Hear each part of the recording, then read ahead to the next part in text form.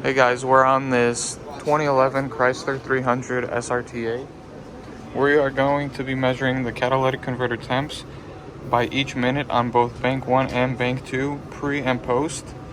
And then at 2500 RPMs, we're going to do bank 1 and bank 2 for the first 5 minutes. So today we're going to be measuring cat temperatures.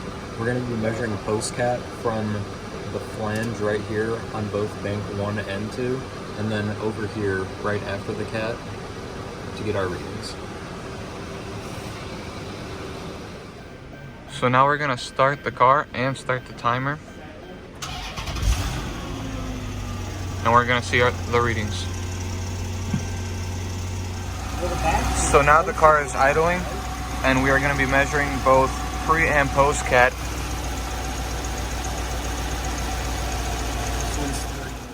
So we just finished up our test for at idle, and you can see the temperatures start off pretty low, about 300 on both banks pre-cat and 200 post-cat, and then they quickly warm up to around the 400 range for both pre and post-cat. But right here we think we got a false reading because it jumped so dramatically, but then it returned down to this lower temperature. But other than that, all the readings were a pretty consistent upward slope of temperature. And now we're going to start the vehicle back up and measure it at 2500 RPMs for 5 minutes.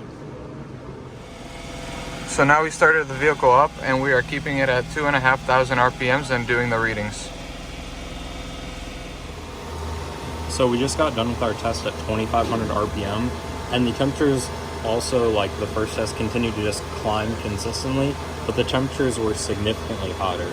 As you can see on bank 2, the pre-cat temperature got up to 726 degrees, which is quite a bit more than the 400 from the previous test. Our post-cat temperatures were also consistently lower than the pre-cat temperatures.